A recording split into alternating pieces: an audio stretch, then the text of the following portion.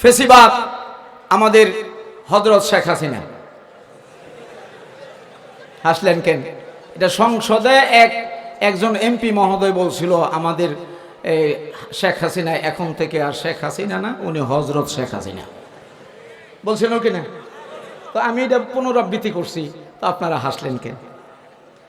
এই হযরত শেখ হাসিনা চেয়েছিল বাংলাদেশের মাটি থেকে ইসলামকে শেষ করে দেওয়ার জন্য। আলেম ওলামাদেরকে নির্যাতন করে জেলখানায় ঢুকাইয়া ফাঁসির কাস্টে ঝুলাইয়া ইসলামকে শেষ করে দেওয়ার জন্য। কিন্তু পূর্বের ইতিহাস তাদের জানা ছিল না। ইসলাম আগেও ছিল, এখনো আছে, বরং যে সমস্ত আলেম ওলামাদেরকে জেলখানায় ঢুকাইয়া রিমান্ডে দিয়ে অত্যাচার জুলুম করেছিল তাদেরকে দেখার জন্য এখন হাজার হাজার শ্রোতারা বসে থাকে, ঠিক কিনা জোরে বলে? আর যারা জালেম, যারা অত্যাচার করেছিল তাদের নিদর্শন বাংলার জমিনে নাই।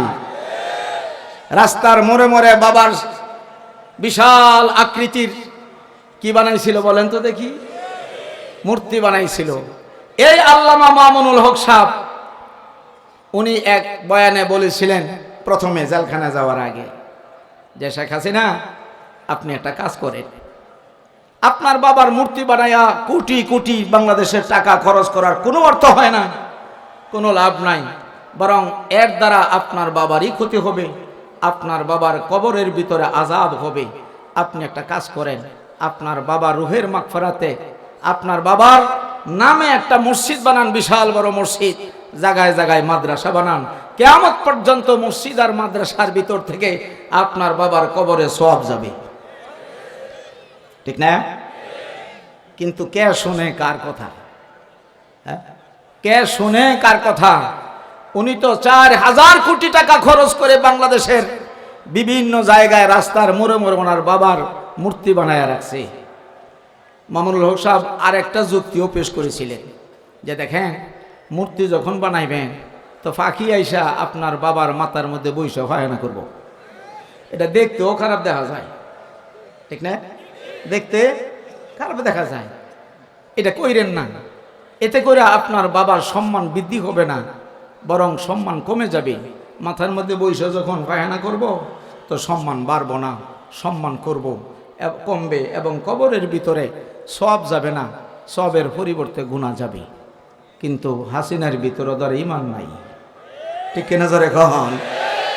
এটা তো বাংলাদেশের প্রোডাকশনে হয় না, ইন্ডিয়ার প্রোডাকশনে জন্ম হয়েছে, যার কারণে আল্লামা মামুনুল হক সাহেবের কথা মজা লাগে নাই।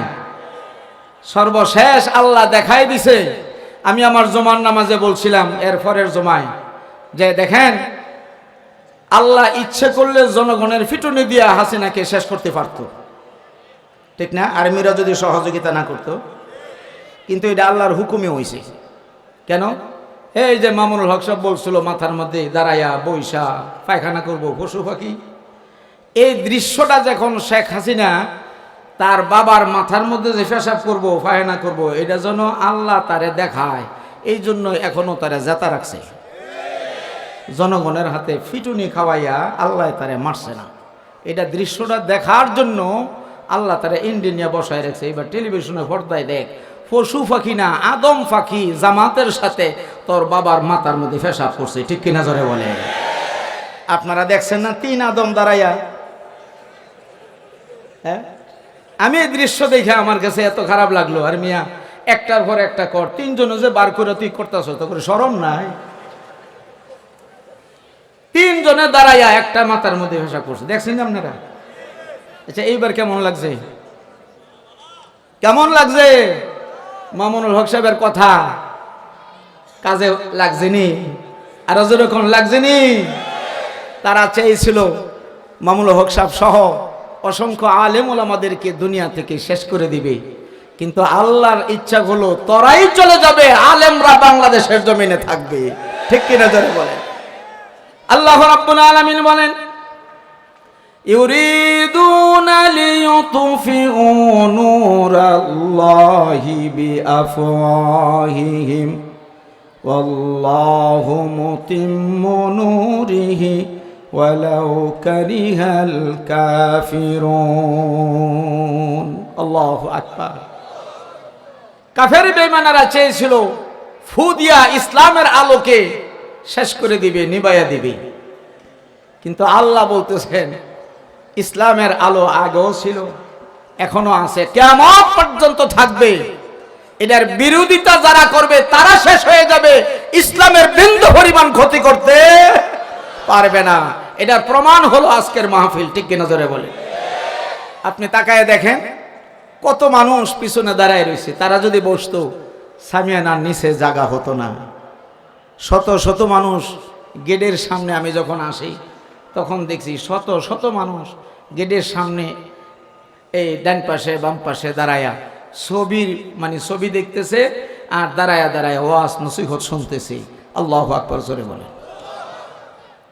তাহলে আমি মনে করি বাংলাদেশে যে ইসলামের গণজোয়ার শুরু হয়েছে, এই জোয়ার কেউ ঠেকাতে পারবে না। আর একটা কথা আমি বলে যাই, আমার বিষয়বস্তু কিন্তু এইটা না, আমার বিষয়বস্তু হলো আরেকটা। আল্লাহর কোরআন যদি আল্লাহর জমিনে চালু হয়, আল্লাহর কোরআনের আইন যদি বাংলাদেশে চালু হয়, বলেন তো শান্তি আসবে না অশান্তি আসবে? এটা কি আপনি বুঝেন? শান্তি যে আসবো এটা কি আপনি বুঝেন? যদি বুঝে থাকেন, সামনে একটা চান্স আছে, কোরআনের চান্স, ঠিক কিনা জোরে বলে? সামনে একটা সুযোগ আছে, এই সুযোগকে যদি আপনি সদ্ব্যবহার করতে না পারেন, আমার মনে হয় না এই সুযোগ আর কোনোদিন আসবে, ঠিক কিনা জোরে বলে? আজকে বাংলাদেশে আমরা তো সব শহরের লোক না, বিভিন্ন এলাকা থেকে আমরা আসছি না ভাই। আমাদের এলাকায় যখন ছাগল চুরি হয়, গরু চুরি হয়, তখন চোরের দইরা আপনি কি করেন? গাছের মধ্যে বান্ধিয়া, ফিটমোড়া বান্ধিয়া, ফিটুনি দিয়া ছেড়ে দেন। এটা কি কোরআনের আইন অনুযায়ী বিচার হয়েছে? জোরে বলেন, বিচার হয়েছে না? কোরআনের আইন কি? ওয়াসসারিকু ওয়াসসারিকাতু ফাকতাউ আইদিয়াহুমা জাযাআম বিমা কাসাবা নাকালাম মিনাল্লাহ আল্লাহু আজিজুন হাকীম। আল্লাহ রাব্বুল আলামিন জানায় দেন, হে রাসূল আপনি বলুন, আপনি আপনার উম্মতদের কাছে প্রচার করুন, যদি কোনো পুরুষ অথবা যদি কোনো নারী চুরি করে, এটার আবার তাফসিরে লেখা আছে 10 দিরহামের কম যদি চুরি করে হাত কাটা যাবে না। কমপক্ষে 10 দিরহাম চুরি করতে হবে। কয় দিরহাম? 10 দিরহাম পরিমাণ চুরি করলে হাতের কবজা থেকে কেটে ফেলে দাও। হুকুম কার? আরো জোরে বলেন, হুকুম কার?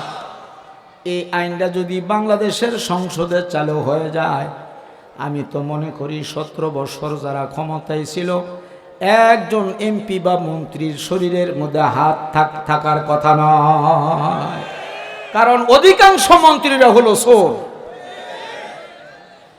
গ্রাম অঞ্চলে ছাগল চুরি, গরু চুরের বিচার হয়। ছাগলের দাম 10,000 টাকা, গরুর দাম 60,000 টাকা, তাদের বিচার হলো। মুরগ চুরি করলো, মুরগির দাম হলো 600 টাকা, তার বিচার হলো। কিন্তু বাংলাদেশ থেকে 50,000 কোটি টাকা যারা চুরি করলো, তাদের বিচার জমিনে হইল না। মুরগ চোরের বিচার হয়, গরু চোরের বিচার হয়, খাসি চোরের বিচার হয়, ঠিক কিনা জোরে বলে? ছোট্ট ছোট্ট অশিক্ষিত চোরদের বিচার হয়, কিন্তু শিক্ষিত চোরদের বিচার বাংলার জমিনে হইল না, ঠিক কিনা জোরে বলেন? আল্লাহর কোরআনের আইন যদি বাংলাদেশে চালু হয়ে যায়, বুকে হাত দিয়া বলতে পারি, অশিক্ষিত লোকদের যেমন চোরদের বিচার হয়, শিক্ষিত চোরদের বিচার আরো আগে হবে, ঠিক কিনা জোরে বলে? এই জন্যই বিরোধিতা, আলেমদের বিরোধিতা। মঞ্চে যখন আলেম ওলামারা হক কথা বলে, কোরআনের রাজনীতির কথা বলে, তখন একদল নেতারা ফায়ার হয়ে যায় যে হুজুর আখিরাতের বয়ান করুন, এই বয়ান ছেড়ে দেন। তার কারণ হলো সে তো আর চুরি করতে পারবো না, ঠিক কিনা জোরে বলেন? যারাই বাধা দিবে কোরআনের রাজনীতি করার কারণে, বুঝতে হবে ওই নেতা অবশ্যই চোর। চোর যদি না হয় বিরোধিতা কেন করে? কেন করে বিরোধিতা? কারণ সেও জানে আলেমরা যদি ক্ষমতায় যায়, চেয়ারে বসে, তাহলে বাংলাদেশ যখন কোরআন দিয়ে পরিচালনা হবে, তখন তারা আর চুরি করার সুযোগ, আরো জোরে বলেন, চুরি করার সুযোগ, বেগম ফরা বানানোর সুযোগ পাবে না, মালয়েশিয়া ফ্যাক্টরি করার সুযোগ পাবে না, কিছুই হবে না। আপনাদের চোখের সামনে বাংলাদেশ 54 বছর স্বাধীন হলো। 54 বছরের ভিতরে 2 জন মন্ত্রী ছিলেন, আমি নামও বলবো না, দলের নামও বলবো না। 2 জন মন্ত্রী 5 বছর মন্ত্রিত্ব থাকার পরে একজন মন্ত্রী বলেছিলেন, আমি এবং আমার ভাই অমুক 5 বছরে যদি 2 জনে 2 টাকা সরকারি টাকা থেকে আত্মসাৎ করে থাকি, ও ফখরুল সাহেব, আপনি যদি প্রমাণ করতে পারেন, জিন্দেগিতে কোনোদিন আর ইসলামী দল করব না। ঠিক কিনা জোরে বলেন? পারছে? জোরে বলেন, পারছে? তো ক্ষমতায় থাকার পরে যারা চুরি করার সুযোগ পাওয়ার পরে যারা চুরি করে না, এরাই তো সত্যিকারের মানুষ।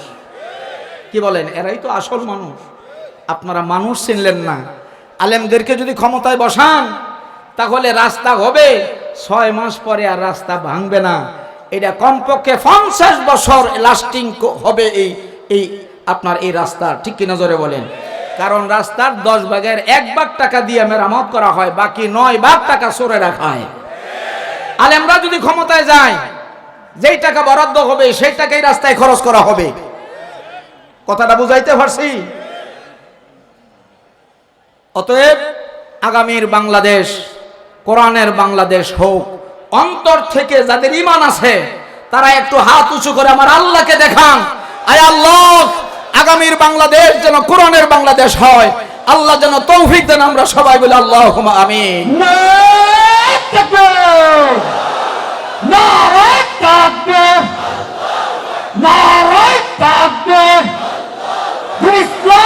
ইসলাম আল কোরআনের আলো, আল হাদিসের আলো, নারায়ে তাকবীর, নারায়ে তাকবীর। আলহামদুলিল্লাহ, আপনাদের ঈমানি চেতনা দেখে আমার খুব ভালো লাগলো। বোঝা যাচ্ছে ইনশাআল্লাহ আগামীর বাংলাদেশ কোরআনের বাংলাদেশে হবে। বাংলাদেশের যত জায়গায় গেলাম, যত জায়গায় কোরআনের আলোচনা করলাম, কোরআনের রাজনীতির কথা বললাম, সব জায়গায় দেখলাম আলহামদুলিল্লাহ কোরআনের পক্ষের মানুষের সংখ্যা বেশি। ঠিক কি নজরে বলেন? কোরআনের পক্ষের মানুষের সংখ্যা বেশি। আলহামদুলিল্লাহ, আল্লাহ যেন কবুল করেন। আমরা সবাই বলি আল্লাহুম্মা আমিন। আমার আলোচনার বিষয়বস্তু আমাকে যা দেওয়া হয়েছে, আমি সেখান থেকে ছোট্ট একটা হাদিস আপনাদের সামনে তুলে ধরতে চাই। আমলের নিয়তে কথাগুলি বলবো, আমরা যারা শুনবো আমলের নিয়তেই শুনবো। রাজি আছেন ভাই? ইনশাআল্লাহ। আল্লাহর হাবিব বলেন, একটা হাদিসে আলোচনা করব, ইন্নাল জান্নাতা তাশতাকু আলা খামসাতি নাফার। 5 শ্রেণীর লোকদের জন্য জান্নাত অপেক্ষায় আছে। সুবহানাল্লাহ। এই 5টা আমল যার ভিতরে থাকবে, আল্লাহ রাসূল বলেন যে প্রত্যেক দিন জান্নাত আল্লাহর কাছে এই লোকটার জন্য দোয়া করে, রব্বুল আলামিন তুমি তার গুনাহ মাফ করে দাও। আয় আল্লাহ, তুমি তাকে জান্নাতে পৌঁছে দাও। আমি তোমার এই বান্দা বান্দির জন্য অপেক্ষায় দিন গুনতেছি। জোরে কোন সুবহানাল্লাহ। এই 5টা আমল অতি সংক্ষেপে বলবো ইনশাআল্লাহ। মনোযোগ দিয়ে শুনবেন। 1টা মিনিটের আলোচনা যেন আপনার এদিক সেদিক না হয়। প্রত্যেকটা আলোচনা মনোযোগ দিয়ে শুনবেন। 5টা আমলের কথা বলবো। 1 নম্বর, নবীজি বলছেন তালিয়াল কোরআন। 5টা আমলের ভিতরে 1 নম্বর হলো যেই মানুষটা সদা সর্বদা আল্লাহর কোরআন শরীফ তেলাওয়াত করে। সুবহানাল্লাহ। জোরে কোন ভাই, ও কোরআন শরীফ শিক্ষা দেওয়া হয় কোন জায়গায়? স্কুল, কলেজ, ইউনিভার্সিটিতে না? কোন জায়গায়? আরো জোরে বলেন, কোন জায়গায়? তা আল্লাহ তো কোরআনের কথাই বলছেন। কিসের কথা বলছেন? আরে মিয়া, মাদ্রাসা যদি না থাকে বাংলাদেশের একটা মসজিদও চলবে না, সব অচল হয়ে যাবে। কারণ ইমাম তৈরি হয় কোথায়? মুয়াজ্জিন তৈরি হয় কোথায়? খতিব সাহেব তৈরি হয় কোথায়? তো 27 মাদ্রাসা আমাদের পাশে। মাদ্রাসার দরকার আছে না নাই? আছে। আশেপাশে যত কওমিয়া মাদ্রাসা আছে, হাফিজে মাদ্রাসা আছে, এই মাদ্রাসাগুলোতে আমরা কি দেখতেছি? কোরআন শরীফ শিক্ষা দেওয়া হয়। আল্লাহ রাসূল বলেন, এই কোরআন শরীফ যেই লোকটা প্রত্যেক দিন তেলাওয়াত করবে, জান্নাত ওই লোকটার জন্য আল্লাহর কাছে ক্ষমা প্রার্থনা করবে, মাওলা রে, এই যে কোরআন শরীফ তেলাওয়াত করতেছে এই লোকটার গুনাহ তুমি মাফ করে দাও আল্লাহ। আল্লাহ তুমি তারে মাফ করে দাও, আমি জান্নাত তোমার এই তেলাওয়াতকারী বান্দার জন্য অপেক্ষায় আছি। আল্লাহু আকবার, জোরে কোন। কিন্তু এই জায়গায় অসংখ্য মানুষ, আমি তো মনে করি অর্ধেক মানুষ কোরআন শরীফ পড়তে জানে না, ঠিক না ভাই? অর্ধেক মানুষ কোরআন রিডিং পড়তে জানে না, অর্থ তো দূরের কথা, রিডিং পড়তে পারে না। আপনারা ইচ্ছে করলে কি পারবেন না? আপনারা যে জায়গায় আছেন সে জায়গায় কি মক্তব আছে না, মাদ্রাসা আছে না, মসজিদ আছে না, ইমাম সাহেব আছে না, মুয়াজ্জিন সাহেব আছে না? মুয়াজ্জিন সাহেবের কাছে গিয়ে বলেন না যে হুজুর আমি কোরআন শরীফ শিখতে চাই, আপনি আমাকে কোরআন শরীফ শিক্ষা দেন। 3টা মাস পরে আমি যখন বাবুরহাট কওমি মাদ্রাসায় পড়ি 1988 সন, তখন আমার মা একদিন আমাকে বলতেছেন যে তুই আমারে কোরআন শরীফ শিখা। তা আমি বললাম, মা এই বুড়া বয়সে আপনি কোরআন শরীফ কেমনে শিখবেন? কই তুই তো মাঝে মধ্যে আসস, 1 সপ্তাহ পরে পরে আমার একটু সবক দেওয়া যা, যতটুকু সবক দিবি 1 সপ্তাহ মুখস্থ করবো। তা আমি একটা কায়দা কিনা মায়ের আলিফ বা তাসা জিম পর্যন্ত সবক দিয়ে গেছি। 1 সপ্তাহ পরে আইসে এতটুকু সবক নিলাম, আবার 1 লাইন দিলাম। এইভাবে করতে করতে করতে করতে 6-7 মাসে আলহামদুলিল্লাহ আমার মা রিডিং কোরআন শরীফ পড়তে পারে। আমার মার শিক্ষক হইলাম আমি। মার কি সম্মান ইজ্জত কমে গেছে গা? আরো জোরে কোন কমছে? আল্লাহ আরো বাড়াই দিছে। আমার মা কোরআন শরীফ শিক্ষা গ্রহণ করার পরে যখন পড়তে পারে, আরো 6 জন মহিলাকে কোরআন শরীফ শিখাইয়ে দিছে। আলহামদুলিল্লাহ। এখনো আমার মা জীবিত আছেন। আমি তো চশমা ছাড়া ছোট ছোট অক্ষর দেখি না। আমার মা চশমা ছাড়া কোরআন শরীফ তেলাওয়াত কইরা প্রতি মাসে কোরআন খতম কইরা আমারে মোবাইল করে যে কোরআন শরীফ খতম হইছে, বাবা রে আজকে না জমা নামাজ পড়াবি, তা আমার জন্য একটু দোয়া করিস। আলহামদুলিল্লাহ বলেন আলহামদুলিল্লাহ। আপনারা ইচ্ছা করলে কি পারবেন না? আর জোরে বলেন। 2 নম্বর হলো হাফিজুল লিসান, জবানের হেফাজত করবেন। কিসের হেফাজত? সংক্ষেপে বলতেছি, জবানের হেফাজত। এই জবানটা এত দামি, এই জবানের কারণে কত মানুষ জুতার মালা পায়, আর এই জবানের কারণে প্রধানমন্ত্রীর মন্ত্রিত্ব গিরে গেছে, ঠিক কি নজরে বলেন? উনি এক কথায় বলছিলেন কলেজ ইউনিভার্সিটির ছাত্রদেরকে রাজাকার, ঠিক কি নজরে বলেন? এই একটা কথার কারণে, জবানের হেফাজত না করার কারণে চাকরিটা, ঠিক কি নজরে বলেন? আরেকটা কথা বলছিলেন আমার বাড়ির পিউন যে আমার চা পান বানায় দেয়, চা বানায় দেয়, 400 কোটি টাকার মালিক। সুবহানাল্লাহ কইবেন, আলহামদুলিল্লাহ কইবেন না ইন্না লিল্লাহ বলবেন? চিন্তা করে দেখেন, যে চা বানায় দেয় হ্যাঁ হইল 400 কোটি টাকার মালিক, বিমান ছাড়া হেলিকপ্টার ছাড়া চলে না। আর যে চা খায় হ্যাঁ কয় হাজার কোটি টাকার মালিক। একটু খেয়াল করছেন নাকি? চা যদি বানায়া দেয় যদিও 400 কোটি টাকার মালিক, আর যে চা খাইতেছে হ্যাঁ যে কত হাজার কোটি টাকা আত্মসাৎ করছে বাংলাদেশের, এটা একমাত্র সেই জানে আর আমার আল্লাহ জানে, ঠিক কিনা ধরে বলে? জবানের হেফাজত। আল্লাহ নবী বলেন হাফিজুল লিসান, জবানের হেফাজত যারাই করবে, এই জবানটাকে যারা কন্ট্রোল করে চলবি, এই জবান দিয়া কোনোদিন বান্দা ফাহেসা কথা বলবে না, জবান দিয়া কোনোদিন ইসলামের বিরুদ্ধে কথা বলবে না, এই জবান দিয়া কোনোদিন আলেমদের বিরুদ্ধে কথা বলবে না, এই জবান দিয়া কোনোদিন পরনিন্দা করবে না, এই জবান দিয়া মিথ্যা কথা বের করবে না, এই জবান দিয়া গীবত বলবে না। আল্লাহ নবী বলেন এই জবানটাকে কোনো মানুষ যদি কন্ট্রোল করতে পারে, হেফাজত করতে পারে, এই মানুষটা মরতে দেরি হবে, আল্লাহর জান্নাতে যাইতে 1 মিনিট দেরি হবে না। কারণ জান্নাত প্রত্যেক দিন এই বান্দার জন্য আল্লাহর কাছে দোয়া করে, রব্বুল আলামিন এই বান্দার জবানের হেফাজত করতেছে, মিথ্যা কথা বলে না, পরনিন্দা করে না। আমি জান্নাত তোমার এই বান্দার জন্য অপেক্ষায় আছি, মেহেরবানি করে তুমি বান্দাকে জান্নাতে পৌঁছায়া দাও। সুবহানাল্লাহ। আমার আগে যিনি আলোচনা করছেন, আমি গাড়িতে থাইকা ওনার আলোচনা শুনছি। উনি বলছিলেন যে মানুষ যখন গীবত বলে তখন কিন্তু হাসতে হাসতেই বলে, মজা করে বলে, ঠিক কিনা জোরে বলে। এই কথাটা বলছিলেন উনি। হ্যাঁ, গীবত যারা বলে তারা কিন্তু দুঃখে কষ্টে গীবত বলে না, চা পান করে, চা খায়, হাসে আর গীবত বলে। অথচ জিনার সে গুনাহ বেশি। আল গীবাতু আশাদ্দু মিনাজ জিনা, নবীজি বলছেন। কে বলছেন? এইটা আমাদের ভিতরে আছে, আছে না নাই? এটা আমরা ত্যাগ করব ইনশাআল্লাহ। বলেন ইনশাআল্লাহ। হযরতে হাসান বসরি রহমাতুল্লাহি আলাইহির জীবনীতে আমি পেয়েছি, হযরতে হাসান বসরি রহমাতুল্লাহি আলাইহি, আরে মিয়া, আলেমদের সমালোচনা শুধু বর্তমানে না, আলেমদের সমালোচনা নবীর যুগও ছিল। নবীর যুগ থেকে শুরু করে 1400 বছর পর্যন্ত আলেমদের সমালোচনা চলছে, ঠিক কিনা জোরে বলেন। হাসান বসরি রহমাতুল্লাহি আলাইহির এলাকায় উনি তো আল্লাহর ওলি, আপনারা সবাই জানেন, কিন্তু সবার দৃষ্টিতে কি উনি আল্লাহর ওলি? বলেন তো, বলেন না। তো এক লোক শাস্টলে বৈশা চা খাইতেছে আর হাসান বসরির বিরুদ্ধে কথা বলতেছে।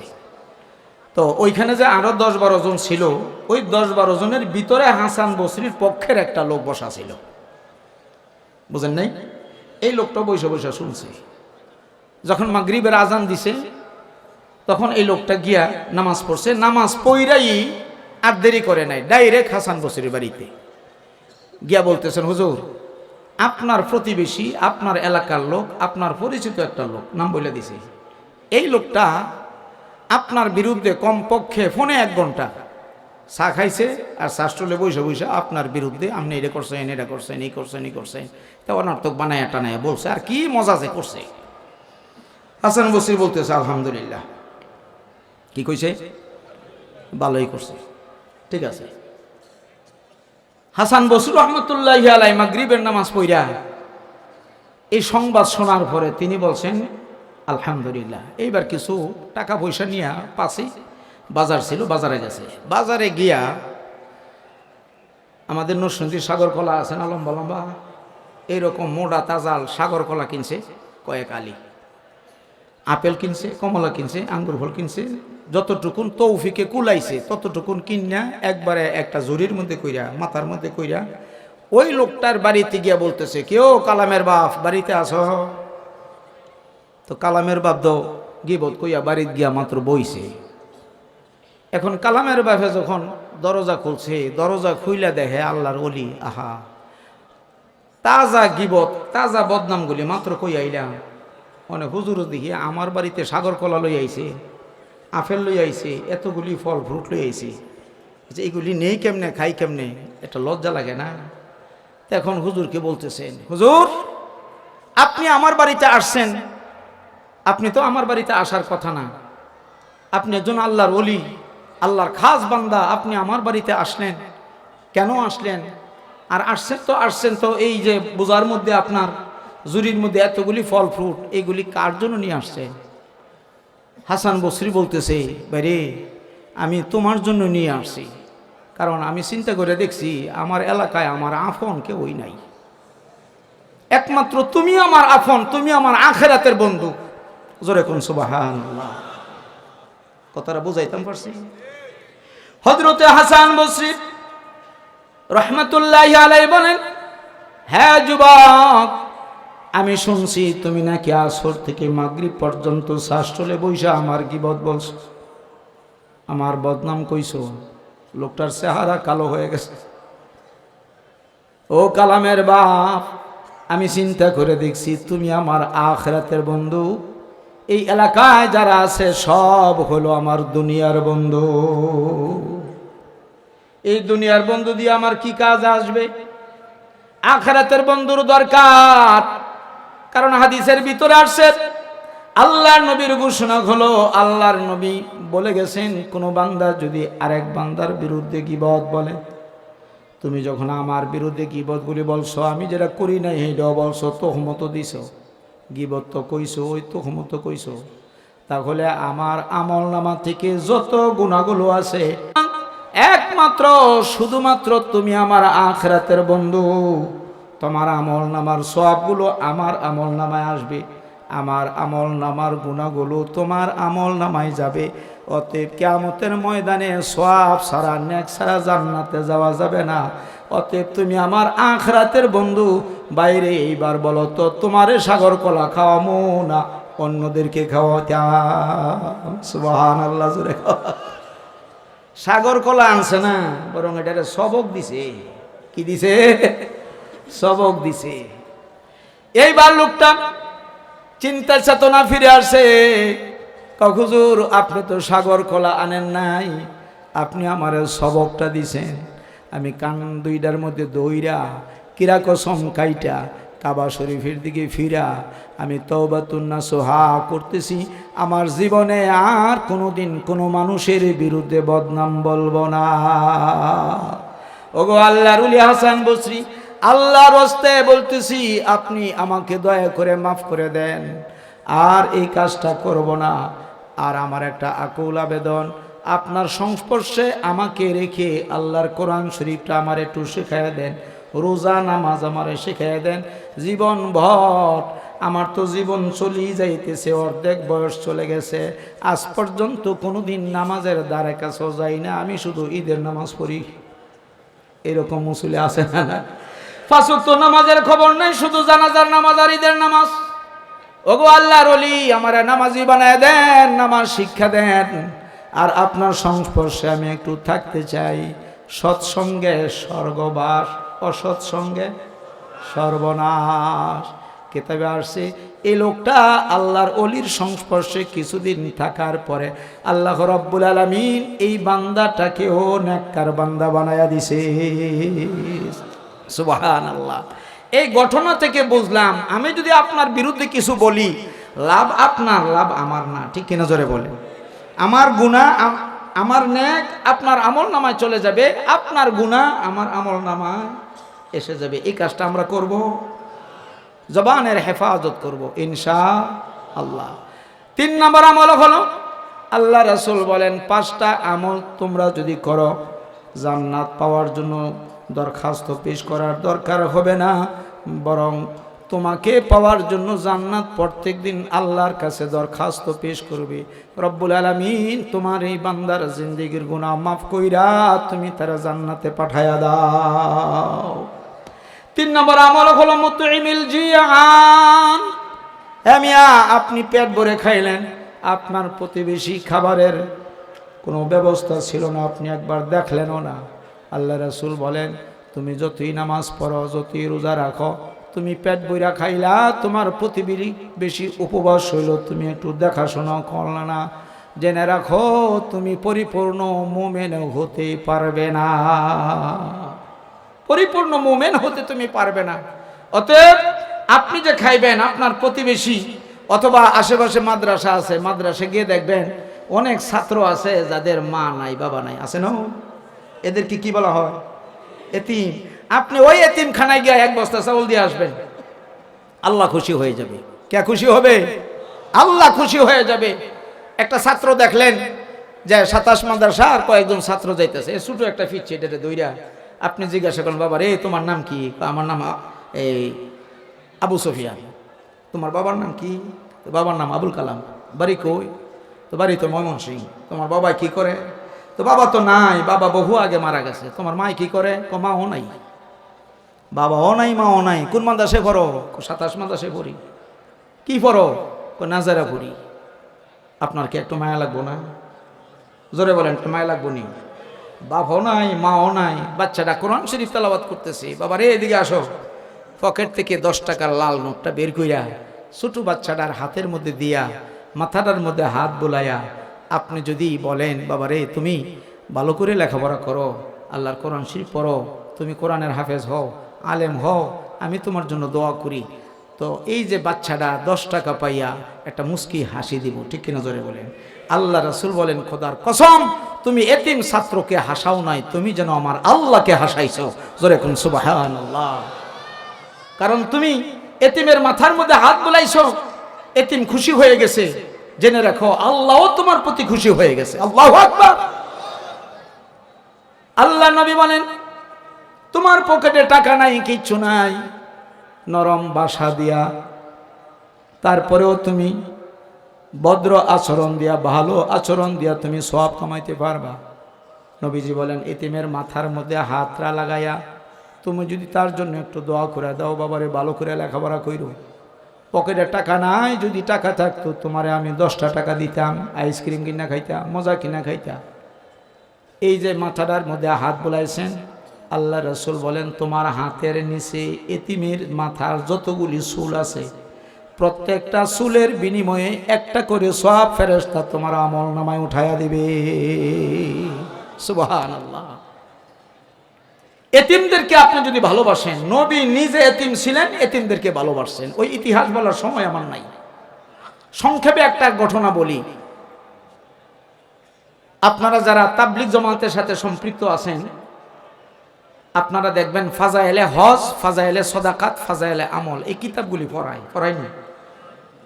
হ্যাঁ, একজনে পড়ে 10 জনে বসে বসে শোনে। এর মধ্যে একটা কিতাব হলো ফাজাইলে হজ। এইটার ভিতরে আমি পেয়েছি ছোট্ট একটা ঘটনা। ইরাক শহর থেকে এতিমদের খাবারের ব্যবস্থা করলে লাভটা কতটুকুন, এইটা বোঝানোর জন্য ঘটনাটা টানতেছি। ইরাক শহর থেকে প্রায় শতাধিক লোক পায়ে হেঁটে হেঁটে যাচ্ছে মক্কায় হজের উদ্দেশ্যে, হজ করবে। এখন কিছু দূর যাওয়ার পরে ইরাক শহরে যখন গেছে তখনই রাত্র হয়ে গেছে। ইমাম সাহেব হুজুর বলতেছেন, তাবু খাটাও, তাবুর ভিতরে রাত্রি যাপন করব, সকালবেলায় নাস্তা খাইয়া ঘরে আবার রওনা দিব, কারণ পায়ে হেঁটে হেঁটে যাবেন।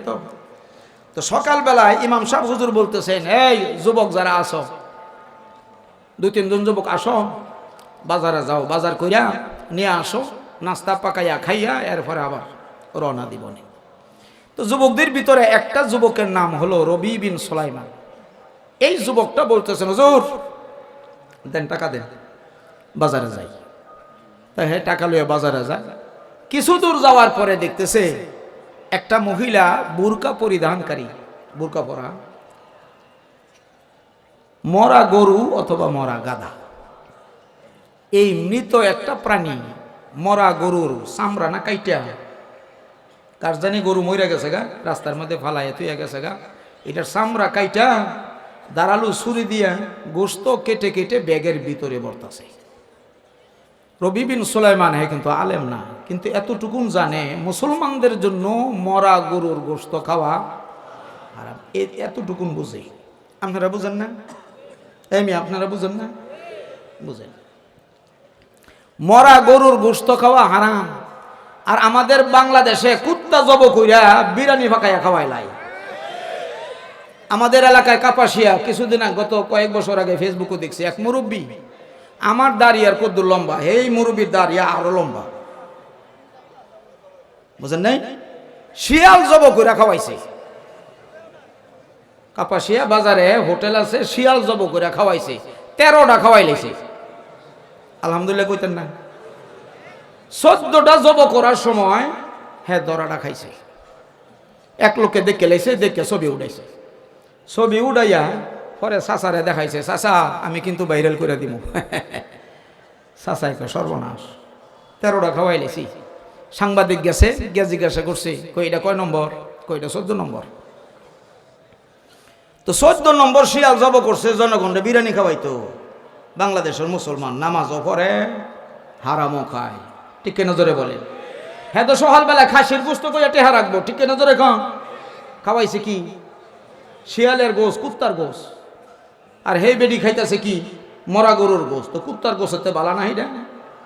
যুবক চিন্তা করতেছে, বুরকা পরা মহিলা মরা গরুর গোস খায়, হিন্দু যদি হইতো তাহলে তো বুরকা বললো নইলে, ঠিক না?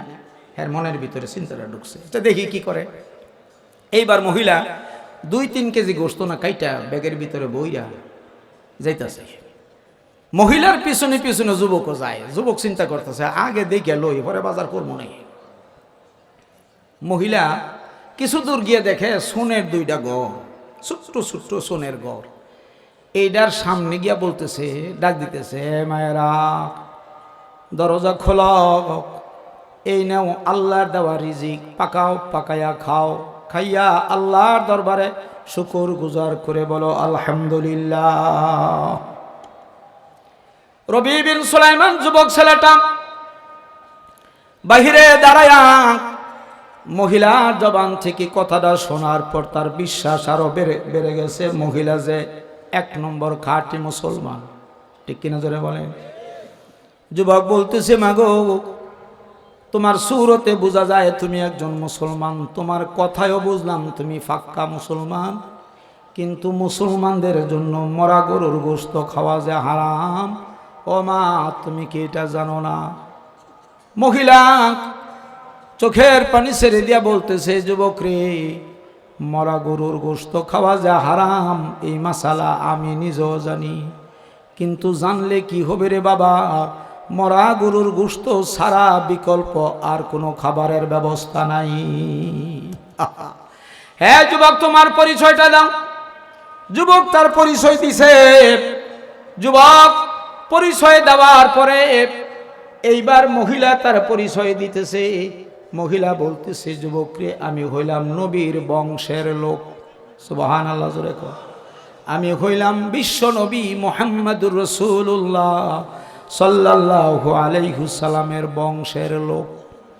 বহুদিন আগে আমার স্বামীর ইন্তেকাল হয়ে গেল, জায়গা জমি যা ছিল বিক্রি করে খাইয়া শেষ। হ্যাঁ যুবক, আমার 4টা কন্যা সন্তান রেখে তার বাবা মারা গেছে। এই 4টা কন্যা সন্তান আমি বাড়িতে গিয়া মানুষের বাড়িতে গিয়া কাজকর্ম কইরা দিলে যত সামান্য খাবার আমাকে দেয়, ওই খাবার নিজে না খাইয়া আমরা 5 জনে মিলিয়া খাই, সংসারটা কোনো রকম চলে। যুবক রে, গত 3 দিন আগে আমি কাজের সন্ধানে বাহিরে বের হয়ে গিয়েছিলাম, কাজ পাই নাই। গতকালও কাজ পাই নাই।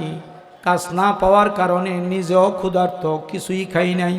আমার 4টা কন্যা সন্তান 2 দিন পর্যন্ত না খাওয়া, আজকে হলো 3য় দিন। সকালবেলায় যখন কাজের সন্ধানে বের হয়ে গেলাম, তখন আমার পা জড়াইয়া দইরা ছোট্ট মেয়েটা কান্না জড়িত কণ্ঠে বলতেছে, মাগো আজকে কিন্তু গত 2 দিনের মতো খালি হাতে তুমি আসবা না। মাগো, তুমি যদি খালি হাতে আসো আমি কি খাইব, কেমনে থাকবো? আমি মনে হয় বাঁচবো না, আমি মনে হয় মরি যাব। হ্যাঁ মা, যে কোনো ভাবে হোক তুমি আমাদের জন্য খাবারের ব্যবস্থা করবো গো মা। হ্যাঁ যুবক, এখন আমি কি করব? আজকে সকাল বেলায় মানুষের বাড়িতে গেলাম, কাজের সন্ধান করলাম, কাজ পাইলাম না। সর্বশেষ বাধ্য হইরে যুবক মরা গরুর গোশত ওই পরিমাণ আনছি, যেই পরিমাণ খাইলে পরে আমাদের 5 জনের আত্মাটা বাঁচে। সুবহানাল্লাহ। আমি তো বেশি আনি নাই, অল্প আনছি, যেই পরিমাণ খাবার খাইলে পরে আমাদের আত্মাটা বাঁচে, জীবন বাঁচে, এই পরিমাণ আনছি। এইবার যুবক এই করুণ ইতিহাস শোনার পরে যুবক বলতেছে, মাগো মরা গরুর গোশত পাকানের কোনো দরকার নাই, আমি তাজা গোশত হালাল রিজিক নিয়ে আসতেছি, আমার 20টা মিনিট সময় দাও। এই যুবক বাজারে না গিয়া, এই যুবক পিছনে ব্যাক করছে, কাফেলার ভিতরে গেছে, গিয়া আমির সাহেবের সামনে গিয়ে দাঁড়াইছে। ও আমির সাহেব, হুজুর, আমার মা বাবা হজ করার জন্য আসা যাওয়ার খরচ বাবদ, ওইখানে থাকা বাবদ, খানা বাবদ 600 রুপার টাকা দিছি। 600 রুপার টাকা আপনার হাতে দিছি, তো এই রুপার টাকাগুলো দয়া করে আমারে ফেরত দিয়া দেন। আমি নিয়ত পাল্টাই ফেলেছি, আমি এই বছর হজে যাব না। আমি সব হুজুর অনেক বোঝানোর চেষ্টা করছি। হ্যাঁ যুবক, আল্লাহ নবী বলেছেন, কোন বান্দা যদি নিয়ত সহি করে 100% হালাল টাকা দিয়া যদি হজটা করে, হজটা যদি মাওলার দরবারে কবুল হয়ে যায়, তাহলে নবজাতক সন্তান মায়ের পেট থেকে ভূমিষ্ঠ হইলে ওই সন্তানের আমল নামায় যেমন কোনো গুনাহ নাই, নতুন হাজিদের আমল নামায়ও কোনো গুনাহ থাকবে না। তুমি কি চাও না হজের মাধ্যমে তোমার গুনাহ মাফ হয়ে যাক? যুবক বলতেছে, অবশ্যই চাই, তবে আমার মাওলা আমার আল্লাহ যদি ইচ্ছা করে হজ ছাড়াও বান্দার গুনাহ মাফ করতে পারে। জোরে কোন পারে কিনা? আমার টাকা আমারে ফিরিয়ে দেন। টাকা নিয়ে গেছে বাজারে, তো 600 দিরহাম থেকে 200 দিরহামের বাজার করে নিয়ে আসছি, বাকি আছে কয়শো? 400। 200 দিরহামের বাজার করছি, চাউলের বস্তা, আটার বস্তা, টাটকা শাক সবজি, এরপরে আবার কিছু গোশত নিয়ে আসছে, পাক করতে যা লাগে সব নিয়ে আসছি।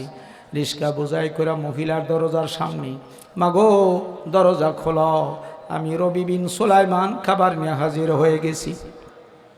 দরজা খুইলা তাকায় দেখে রিস্কা বোঝাই করা মাল। হ্যাঁ যুবক, এতগুলি মাল তুমি কার জন্য নিয়ে আসছো?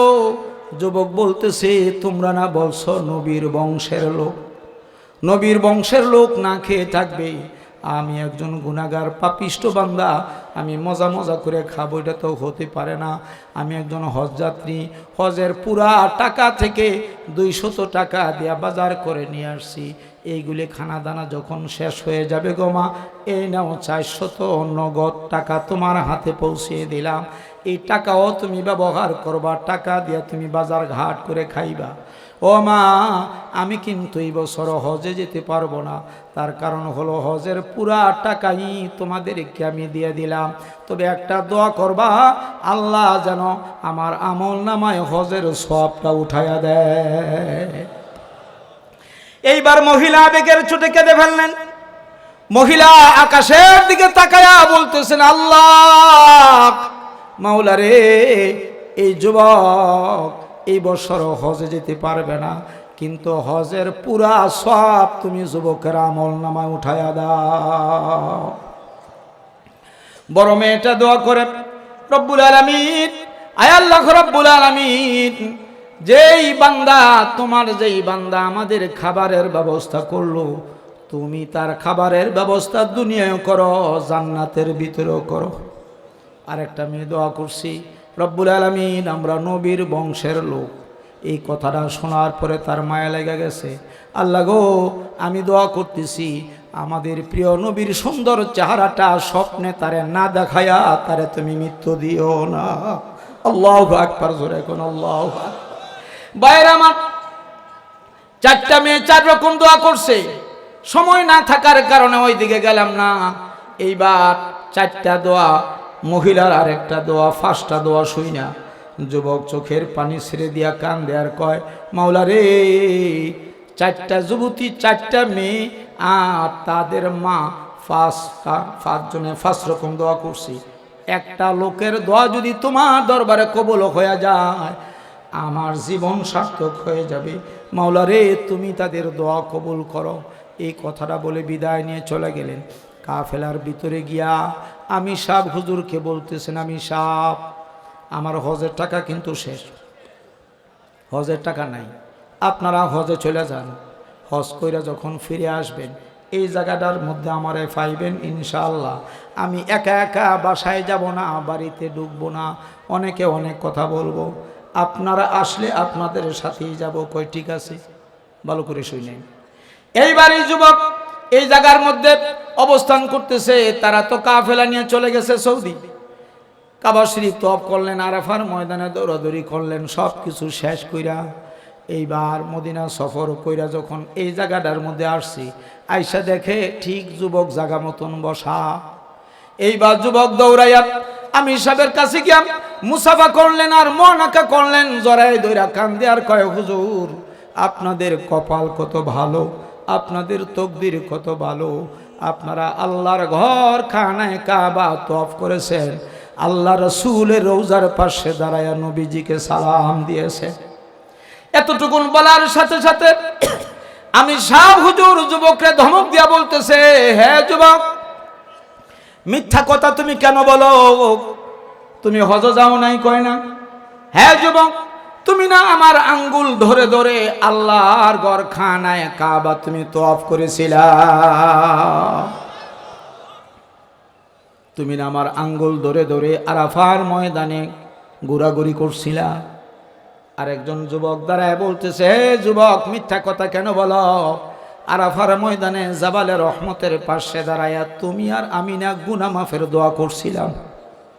আরেক যুবক বলতেছে, হে যুবক, কি মিথ্যা কথা বলতেছো? কেন বলতেছো? আল্লাহ রাসূলের রওজার পাশে দাঁড়ায়া তুমি আর আমি না নবীজিকে সালামটা দিয়েছিলাম। সুবহানাল্লাহ কইতেন না? আর একটা লোক টাকার ব্যাগ আইনা বলতেছে, মিয়া তোমার টাকার ব্যাগ তুমি লয়ে যাও, তোমার টাকার ব্যাগ তুমি নিয়ে যাও, আমি আর কত বহন করব, কয়দিন বহন করব? রাসূলের রওজার পাশে একটা দরজা আছে, দরজার চৌকাঠের মধ্যে লেখা আছে বাবে জিবরাইল, মানে জিবরাইলের দরজা। এই দরজা দিয়া অধিকাংশ সময় জিবরাইল ঘরের ভিতরে তাশরীফ আনতেন, প্রবেশ করতেন। এই জন্য নবীজি দরজার নাম রাখছে জিবরাইলের দরজা। এখনো সেখানে লেখা আছে বাবে জিবরাইল। যুবক রে, এই বাবে জিবরাইলের পাশে দাঁড়ায়া তুমি না আমার টাকার ব্যাগটা দিয়া বলছিলা ভাইজান টাকার ব্যাগটা একটু রাখেন, আমি আসতেছি বইলা তুমি কোথায় উদাও হয়ে গেলা, আর তোমার সন্ধান পাইলাম না। তোমার টাকার ব্যাগ তুমি নিয়ে যাও, জোরে কোন সুবহানাল্লাহ। যুবক যতই বলে, কে শুনে কার কথা? সবাই বলতেছে যুবক তুমি আমাদের সাথে না হজ করছো। এইবার যুবক বাসায় চলে গেছে টাকার ব্যাগ নিয়ে, কিন্তু টাকার ব্যাগ খুলে নাই, চেন খুলে নাই। এশা নামাজ পইরা আল্লাহর কাছে সিজদায় গিয়া দোয়া করে, রব্বুল আলামিন আমি যে হজ যাই নাই তুমি তো ভালো করেই জানো, মাওলা রে ঘটনাটা কি ঘটছে আজকে স্বপ্নে তুমি আমার একটু জানাইয়া দিও, জোরে কোন সুবহানাল্লাহ। ঘটনাটা কি ঘটছে একটু জানাইয়া দিও, আমি তো কিচ্ছু জানি না।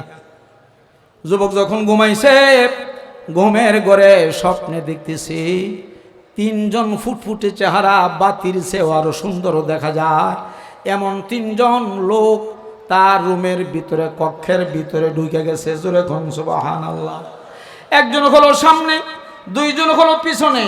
পিছনে যারা দণ্ডায়মান ছিলেন, বাম পাশের লোকটা বলতেছে যুবক রে তুমি এখনো বসে আছো, তাড়াতাড়ি মুসাফা করো, তোমার সামনে যিনি দাঁড়ায় আছেন তিনি আর কেহ নয়, তিনি হচ্ছেন আমার নবী, তোমার নবী, বিশ্ব নবী মুহাম্মদুর রাসূলুল্লাহ সাল্লাল্লাহু আলাইহি ওয়াসাল্লাম। হে যুবক, আমি হলাম হযরত ওমর, আমার ডানে যিনি দাঁড়ানো আছেন তিনি হচ্ছেন হযরত আবু বকর সিদ্দিক রাদিয়াল্লাহু তাআলা আনহু। চিৎকার মেরে বলুন সুবহানাল্লাহ। এইবার যুবক তাড়াতাড়ি ওইটা নবীজির হাতের মধ্যে ধইরা মুসাফা করলেন।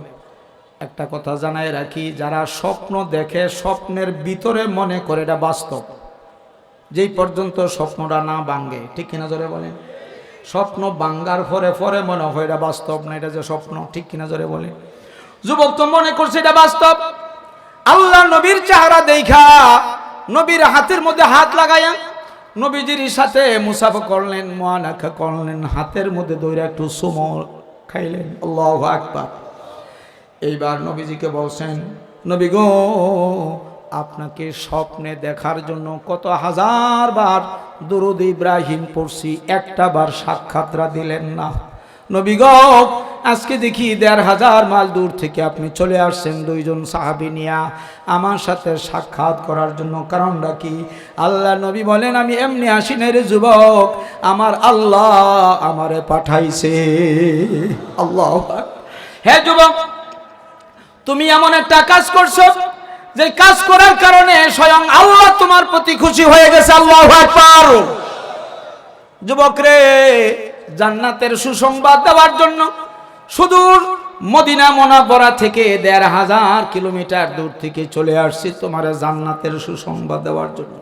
যুবক রে, তুমি যে হজে না গিয়া ৬০০ দিরহাম থেকে ২০০ দিরহামের বাজার করে দিছো, ৪০০ দিরহাম নগদ টাকা মহিলার হাতের মধ্যে পৌঁছে দিছো। মহিলা দোয়া করছিল, তোমার মনে আসেনি? কহ।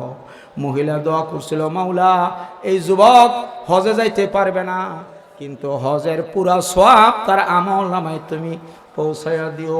বাবারে, মহিলার দোয়া করতে দেরি হইছে, মহিলার দোয়া আল্লাহর আরশ পর্যন্ত যাইতে ১ মিনিট দেরি হয় না।